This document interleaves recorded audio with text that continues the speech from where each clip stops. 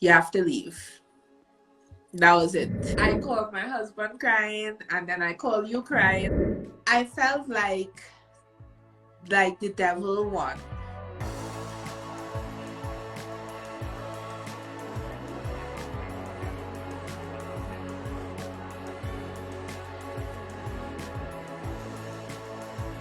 Hey guys, welcome back to another episode of the Unwind. On this session, we're going to talk about what went wrong with Joanna's particular immigration journey. Don't forget to like, comment, and subscribe, and also click that notification button. Have a good day, guys, and enjoy. I was like, fingers crossed, let this thing work. Hi. Hi, Joanna. Hi. Okay, so guys, welcome, Joanna. Let's get some fine emojis to Joanna. Let me just explain the situation to you all. Joanna is extremely shy. She is not used to going live. This is her first time going live. I had to pull a fast one on her to get her to even agree to come and tell her story. And about 5 minutes ago, she was asking me on the phone, Kelly's, oh God, I'm not prepared. I said, let me out. And I was like, no worries. The Unwind session, these people are not nice. They're going to be nice to you. Everybody's so nice. We get plenty of fire emojis. And like a real butter shea poly, mama guy. So, Joanna, introduce yourself. Tell them anything you want them to know about you. Well, my name is Joanna. I made the long trip from Trinidad, and I initially went to Fort McMurray, and then I came down to Edmonton.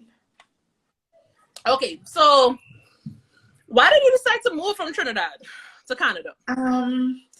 A better life for my kids. My kids were my whole inspiration, my motivation.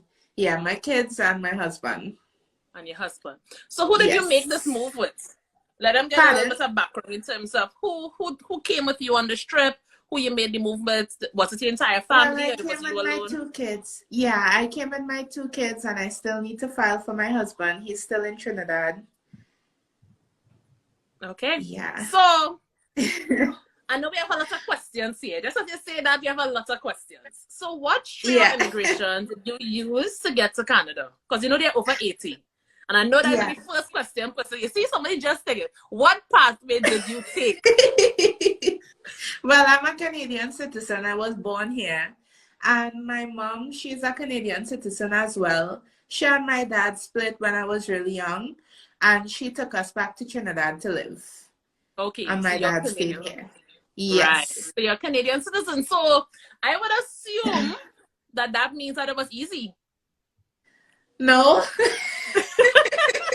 Like, no. Why you book me? Like, how this happen? It should be easy. Just book a flight and come. So we, Joanna, have been speaking for... Yeah. How long, girl? Close to a year? Long, yeah. A long time. I feel like if we have been speaking for a while, and I'm like, Joanna, you want to come to Canada? Book a flight. Like, yes. Yeah, that was the first words to me, yes. Like, what you waiting on? Like, you don't have to go through none of the trials and tribulations of immigration. You was born here. Book a flight. So why was that so difficult for you to do? Well, financial struggles. Financial struggles at home. Yeah, a lot of financial struggles. Okay. Would you care to elaborate? Like, why you felt like you couldn't just book a flight and come? Well, the first thing that really made me not do it was I didn't want to leave my husband, because we've lived our whole life together, you know, as a family. The kids have never been separated. Like, you know, some men work offshore. He works, he comes home every day. You know, the kids have never been away from him. So I didn't want to rip myself and the kids away from him, which I eventually still had to do, but I really and truly didn't want to do that. Okay. Yeah. So do your kids have citizenship because they were born in Trinidad, right? Yes, both my kids were born in Trinidad. Well, I didn't even know that the kids could have gotten their citizenship through me because I'm a born Canadian. But when I went to the Canadian embassy in Trinidad, they actually told me, well, hey, you have kids, you know, you came to renew your passport. Why not just apply for their citizenship from here? And I did. It was that easy. Wow. They told me They told me it would take a year to get it back, and it took 6 months. Nice. Okay, okay. So Yeah. prior to this move, have you ever lived in Canada before? No. Right. Okay. No. So Yeah. it still feels like the unknown because Yes. you were born here, you're moving back into something Yeah. that Yep. you don't know, right? It's unfamiliar to you because you grew your whole life in Trinidad. Surprisingly enough, Yeah. Joanna, the person that we spoke to on our last UNWINE, has a similar story to yours. He was also born in Canada, but he moved back to Trinidad when he was like 2 years old. So it's come Oh still wow. like this unknown, like you're moving back Yeah, yeah, home, yeah. but Yeah. not really, right? Because Trinidad is your Yeah. home. Yeah. Okay. So what made you actually decide to book the tickets? Besides me saying, book your ticket. So I was like, Well, book the ticket. it was just, family members ended up kind of persuading me, hey, come, you'll have a place to stay here, don't worry about it, everything will be fine, because my initial plan was to try and save and foot it on my own. Like, I initially wanted to move to Calgary, and, I told some family members who lived in Fort McMurray about that, and they were like, no, you can't do that. You have 2 kids. Move, come stay with us and whatever, and everything will be fine. So that's what made me really just jump and book the ticket to go. All right. So now ticket Yeah. book. So you message me back and you say, Kelly's girl, I booked my ticket. And I'm like, oh, really? Because, girl, the way you was singing, I feel like if it was never going to, like, I feel like it was never really going to happen. I never admit this to you, but the amount of times I tell you, girl, book that ticket, and you book an excuse and old talk. I say, you know what? Let Joanna sit down there. Let Joanna sit to that. I don't sit up my head with Joanna, I don't sit up my head. Because Joanna, she was shipping Trinidad, sticking. Yeah. So how did it feel when you finally booked that ticket? Tell me. I felt relieved, and I felt pressured. Where did the pressure come from? The pressure was just, like, hey, I started this journey. I have to get the ball rolling as soon as I could. I have to get a job, get the kids in school, try to do some savings so that I could apply for my husband as soon as possible. Right, so you're going to do spousal sponsorship for your husband. So you need to prove that you are financially stable in order for that. Yeah. Okay, so woman on a mission. So the pressure was, okay, I need to get my husband up here as soon as possible. Yes. All right. So now we're coming down to your packing. And you're leaving Trinidad. What part of Trinidad are you from originally? Gasparillo. South. South, right. So you're packing and you're leaving Trinidad. How was that? How did you feel to leave your home? It felt surreal. Yeah, it felt like, what the hell am I doing?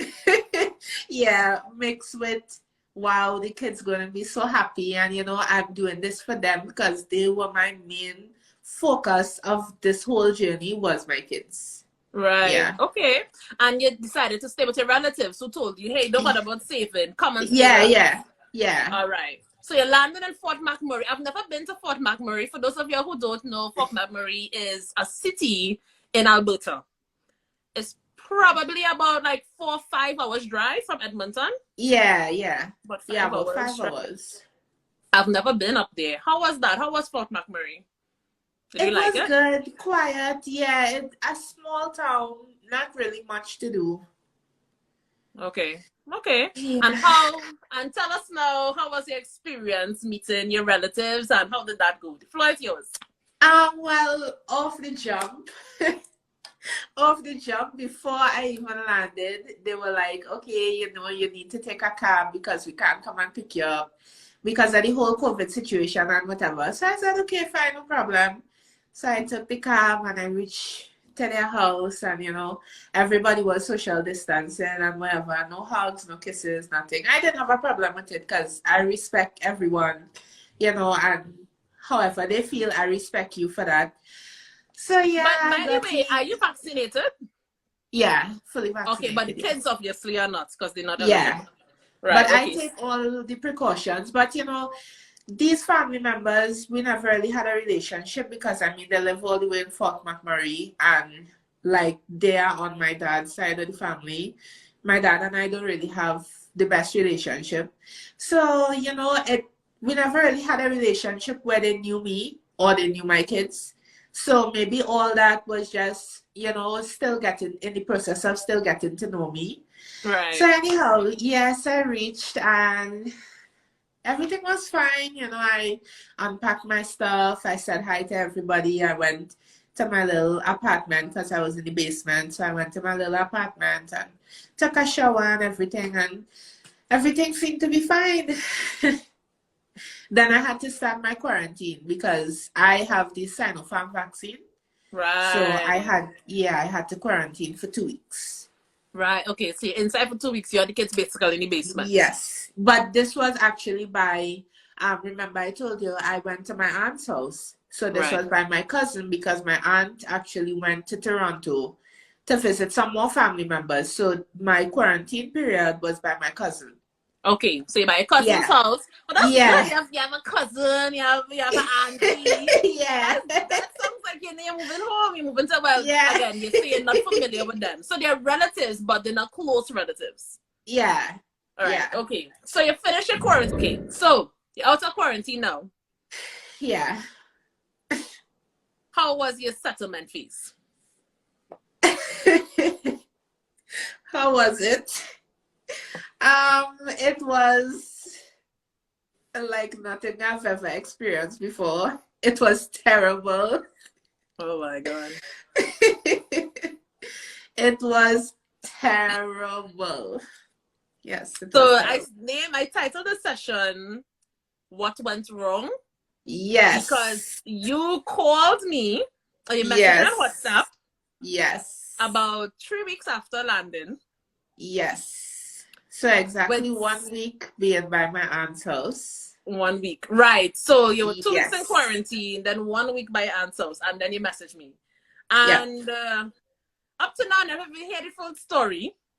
So this is actually the Yes. first time I am hearing the story of what happened during this 3 weeks, 2 weeks in quarantine and 1 week out. Like, what happened? What went wrong? I don't understand. Because this seemed like a really good arrangement.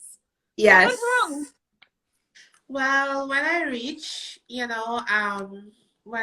by my aunt's house, let me start by just explaining the type of person I am. I am obsessed with cleaning. I like to clean. So I would clean everything. I would clean everywhere. I always like to see a clean space. So I don't have no problem keeping somewhere or somebody's house clean because I know, hey, you're already doing me a favor.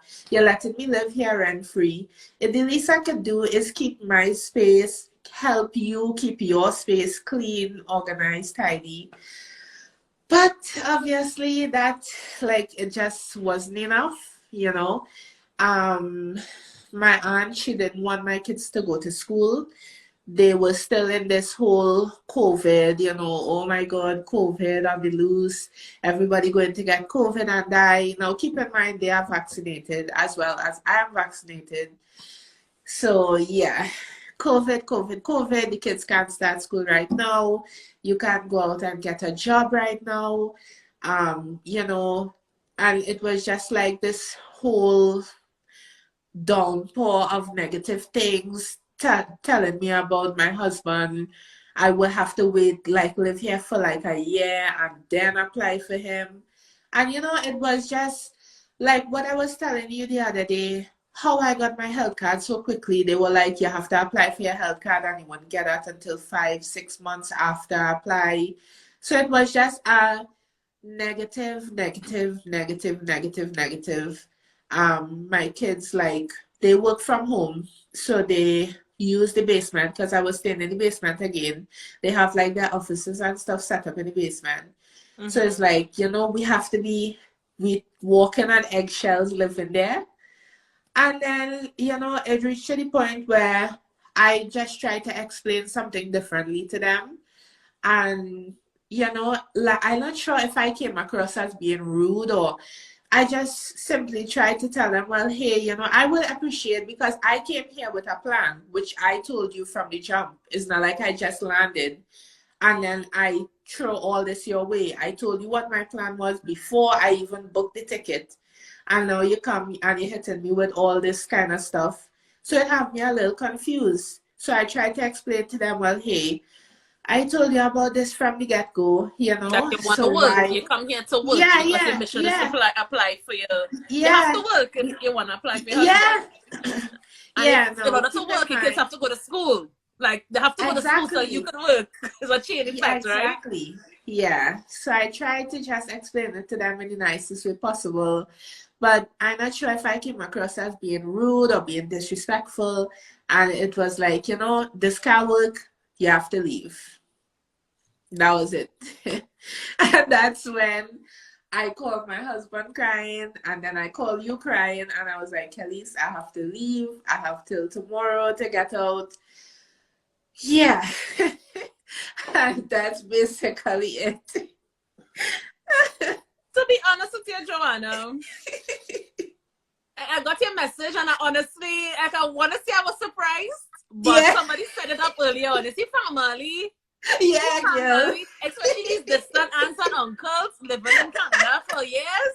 These Yeah. Canadians who think these Caribbean people know these Canadians. Yeah, girl. What? What? Oh my God.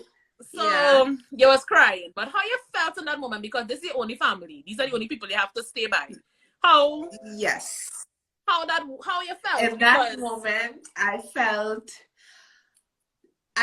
like the devil won.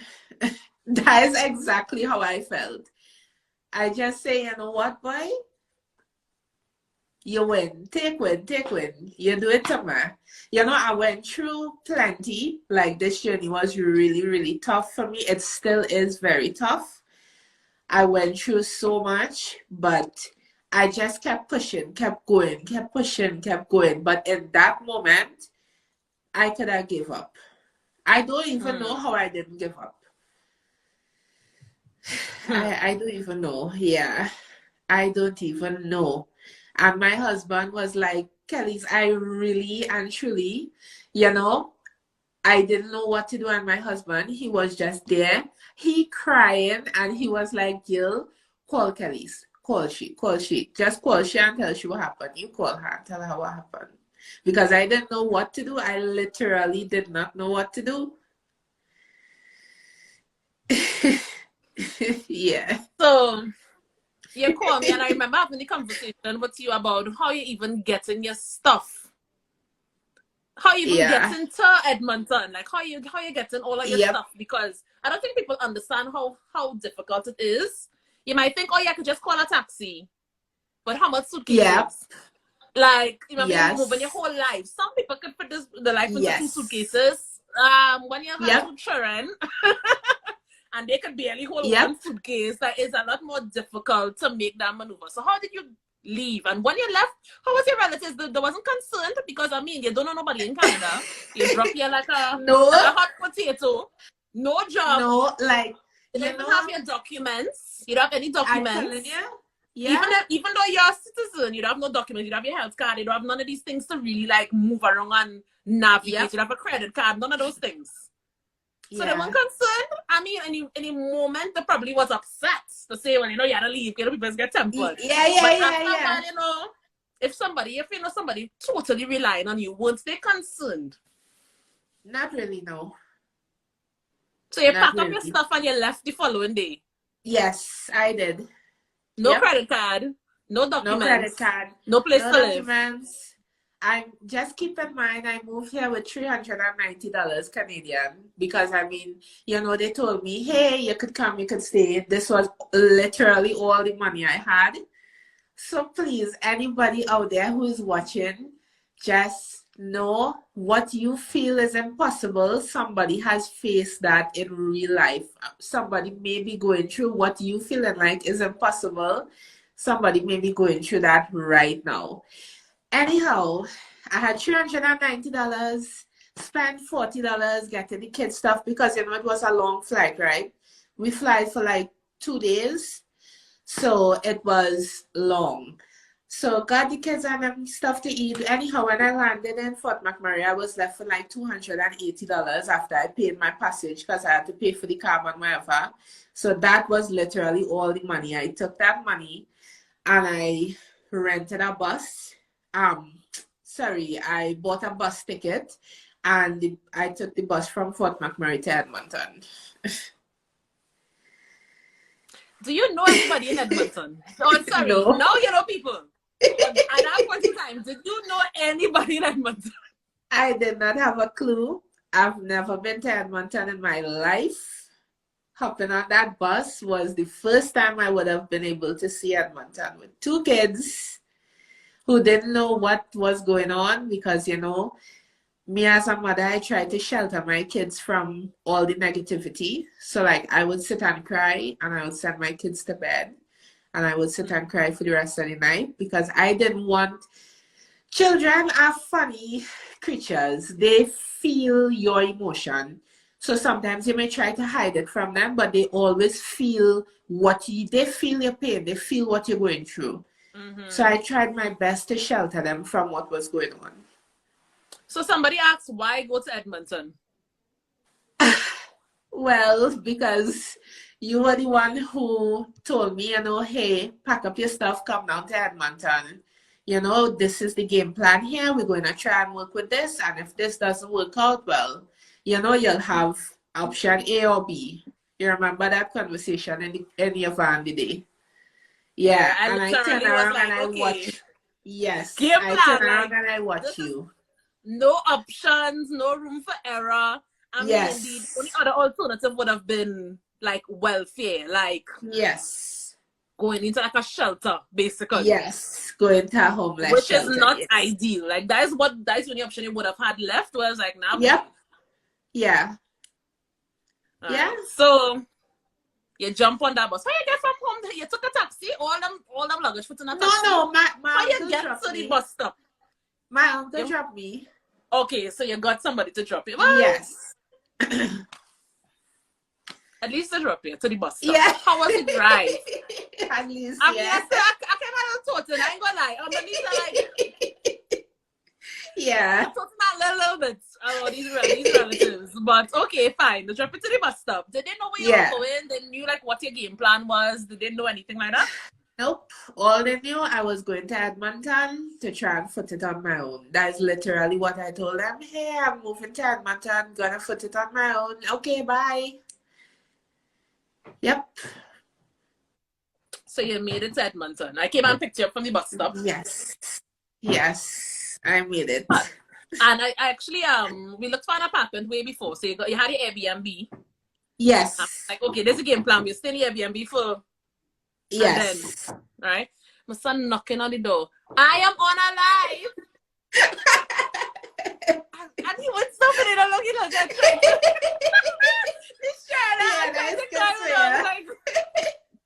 Oh gosh. So you came to Edmonton. How was that experience?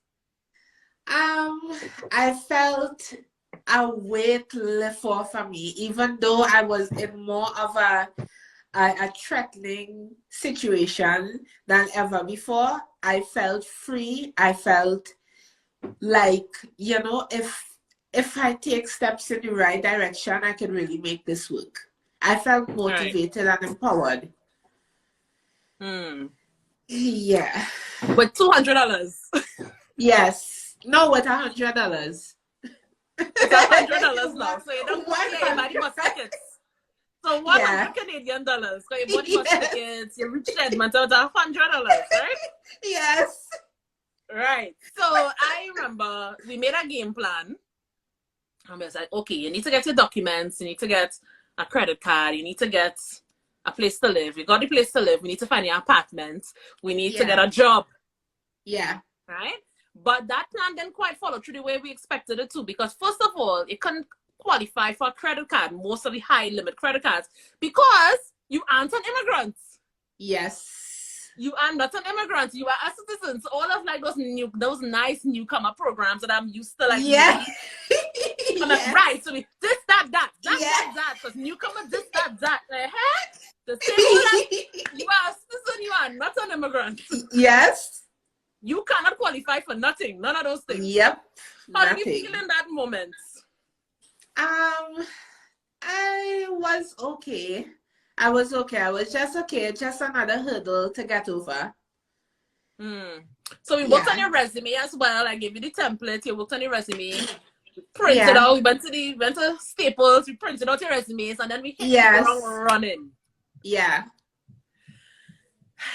I feel like if you missed out part of that story, now a lot happened in that 1 week when you landed. There was a lot that happened. I think like we were together for most of the days, and then that 1 week that you landed. Yeah. What else happened, boy? Oh, your landlords. Oh yeah, the landlords were really, really nice, you know, and they offered me to stay. And until I catch myself, like, you know, I told them I'm looking for a job and whatever. So they told me, well, hey, we could keep you for the month, and you could pay like, you don't have to pay like the first of the month. Like, we'll give you some time until you get a job and you start stabilizing yourself to start making payments.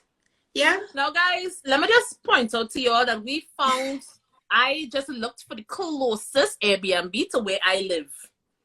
And this was the closest one that was available. And that's what we selected, because I like, we need to spend the rest of the time together. You cannot be living far from me. You need to be living walking distance where I live. And we just happened to find this Airbnb right from the corner from me. I like, right, that one.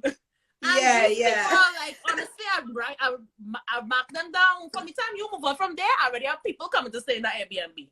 Because the Airbnb is perfectly nice. It's nice. And they have been amazing. That was a blessing, because I'm telling you, that was a real blessing. I don't even think it was a blessing. It was for you to get such nice people to rent from. They were really, really nice. Okay, so people saying God is great. God is thank you for your blessings. And that was just the first blessing, no? That was just the first blessing. So you landed a carrier grocery shop and you bought some groceries. Just like enough for like a day or two, because you have $100. One, right? So just like some mac and cheese and some little stuff just to get to your mind. And then we hit the ground running with interviews. Survival job was the mission. How was that experience? Like going and actually asking people for work? It was scary because, you know, I had like the way it came back at me, and it was like, you know, you have to do this. This is do or die time. You know, you getting a job, everything depends on you getting a job and just stabilizing yourself here. So yeah, it was scary. It was a lot of pressure. But the interviews and stuff, it was good. You know, the people here, they know how to speak to people. They're very polite. Yes, very polite. They really know how to speak to people, how to keep a good conversation, you know? Someone asked, what was your job in Trinidad? What did you do in Trinidad? Customer service. Right. Okay. Yeah. I just saw some makeup artists, guys, if all they wonder why she looking so silly. And next week for my birthday, next week Friday for my birthday, I didn't ask you yet. I was planning to ask you to together if you ain't working. Right? And she's gonna be launching her business soon in Edmonton. The Trini makeup artist. Look, I get her whole name there, Trini makeup artist. You see, I get her whole business there, right? Yeah, so guys, go follow her page. She had a little meltdown with her Instagram, as well. She got locked out of her Instagram. She has to go and create her whole Instagram page. Yeah. And so go follow her page to see her launching of her business soon coming. Soon coming. Right. Coming soon, so, we're going to do interviews. So I don't know if y'all ever noticed this, but survival job is different from dream job. Survival job is exactly what we were looking for. Survival job is I need money for rent next 2 weeks. Right? Yeah. That is survival job, and that's what we were looking for. So we literally printed out your resumes and we're driving around because we were looking for something walking distance because you have no vehicle. Yes. So we literally went from doorstep to doorstep with your resumes, handing them out, and when you hand them out, you ask the persons one time for the hiring manager and you have the interview on the spot. Yes. Right? So, and you got a lot of good feedback, right? Yeah. I think your husband on here. Is he? Somebody saying thank you for saving my wife. Well, I hope that your husband.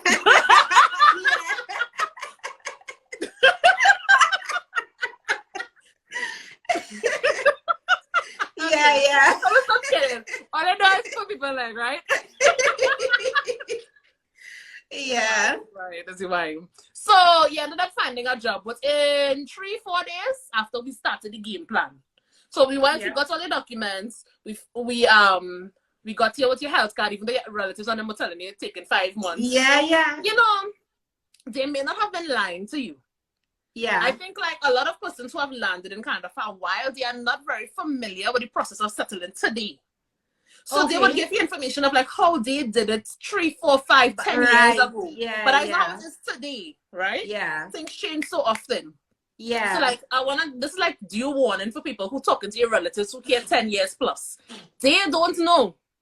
Yeah. They don't know. They're very familiar with Canadian lifestyle, but they don't know about settling as a newcomer. They don't know. They went through that 10 plus years ago, right? So we got your health card, we got the things that we could have gotten, and then you found a job. How did you find this job? Well, I went on Indeed. Indeed and LinkedIn is your main plug for jobs when you land in Canada. So I went on Indeed and just sent resume. I just, so many jobs I didn't even know what I was applying for. I just sent.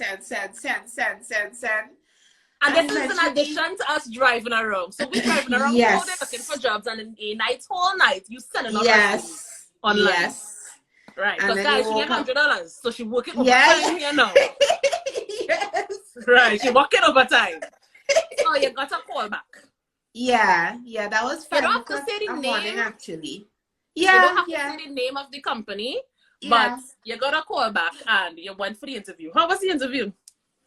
It was good. It was really, really good. You know, the guy, he was such a nice guy, and he was like, well, he understands the situation and whatever, and and he'll give me a call and let me know if he's interested in having me. Yeah. So, fate is so interesting. Yes. The one guy who you get a job interview from, I actually know them. Like, how? How that possible? How? I know I get in because you probably mentioned in the interview that, you know me, right? I don't even listen to or what. I know getting this call and like, why is this person? Yeah. Why you calling me? What's up with that? Why are you calling me? And then you are like, hey, I think my boss knows you. Review, please. Like, review is gonna call now. Like, no. I'm like, how did you choose a job? Who I know the owner of the job. Like, what is the chance? What are the odds? God is the odds, Gil. God is the odds. Obviously, you know, must have the best review from independent. Yeah. That was me. The battery died. Oh my God. That review come from a big toe. And you got the job, obviously. Yep, I got the job, you know. He called me like I was still job hunting. I don't ever put all my eggs in one basket. So all this happened the Friday. So then I had to wait the Saturday, the Sunday. I didn't hear anything back from him. And the Monday morning, 4 o'clock in the morning, I was up at it again, looking at jobs, applying for jobs, doing my regular thing. And then around 8 o'clock, he called. And he was like, hi, Joanna, how you going? I said, well, I'm good. I just sent the kids to school. This was the next week, so it's only literally 1 week I've been in Edmonton. So the next week, my kids were already in school. So I sent them off to school, and he called. I was like, hey, I just got the kids ready for school. And whatever. He said, so what you doing today? I said, well, I'm back job hunting. He was like, I think you shouldn't job hunt anymore. We want to offer you the job. So I said, okay, sounds good. I said it like that, but instead I was like, oh my God. Yeah. Sorry, this is exciting stuff. This is exciting stuff. And he messaged me one time and I started dancing because I now feel like, oh my God, weight off my shoulder. Because it would have hurt my heart if you had to go into some kind of home or something. I would have been like, wait. So in 1 week, your kids started school. Oh, and the best part about it is the school is like what, 3-4 houses away from where you live? It's like they could walk to school, walk back home, which is awesome. The location of that Airbnb, mwah. Yeah, The landlord's awesome. The offer to work with you because they understand the situation. And you found a job within 1 week of moving to Edmonton. 1 week. Yeah. And you got all the documents too. Yes. So you're good. Yes. I'm good. You're good. I am good. I get in there. Yes. Apart from everything, you're good. You're okay. Yeah. And you also have a community because you only met Ayana so far. You haven't met the rest of the crew yet. But you have people in Edmonton who, from the village, who will embrace you and who you could have people you could call, right? Yeah. So, wow. What a journey. Yes, you finally got to hear the story. Okay, I didn't hear the story. All of this happened and we never had, but we didn't have time to talk about what went wrong. We didn't have time to focus on, okay, how are we going to keep you off the streets? Like, how are we going to, like... So this is actually the first time I am hearing exactly what went wrong. And wow, I must say you kept your composure really well. Apart from it, the first time when you come back, right? After that, it was like game face. Like, no, this ain't happening, right? So, I wanted to talk to you about one other thing. Tell us about the food bank. So I suggested to you that you should go to the food bank. How was that process? And I know a lot of people probably don't know what the food bank is, but it's actually like a this is a charitable organization where persons donate. Canadians typically donate money, but our companies as well donate money and food. So basically, if you can't buy food for yourself, you can go to this organization and they will give you a hamper. Now, Joanna and I went to collect this hamper. And my back still hurting. Oh yeah. 2 big boxes of food. Yeah. I wasn't expecting it. Like I was not ready. Right? Yeah. How was it calling them? Did you feel any kind of how? Did you feel? No. When you have 2 kids watching you and you're thinking about pride or feeding my 2 kids, you don't even think about it. It's not an option. You know, you don't feel sad or scared or shy. No, I was just at the point where I do what I had to do and get it over with. Right. And the process was really good. It was smooth. I mean, I wouldn't even say it took a while because like a week is really nothing, you know? Yeah. And you can go back again, right? You can go back again. As much as you need to, because feeding your kids is important. Feeding yourself and feeding your kids is important. Yes. Yeah. So, like, all in all, do you have any regrets? No. Would you do anything differently? Yes. Yes. What would you do differently if you could have done it all over again? Family is a no. You know, don't trust people. Trust yourself and trust God. Don't trust people. People will tell you everything you need to hear. They will gas you up. They will make you feel like they care, and they don't. So trust God and trust yourself and do whatever you think is best for you, yourself and your family. That's what I should have done. And I had my plan. I should have gone with my plan. And, you know, don't let nobody gas me up and tell me, hey, you know, XYZ. Because my thoughts were, sorry, that it never crossed my mind, like, thinking about reaching where I end up here. That thought never even crossed my mind. As I told you, I was so focused on my plan and what I was going to do. I didn't even think about this happening. You know, always leave. And if you're doing something like this and you're depending on other people, always leave that room for disappointment.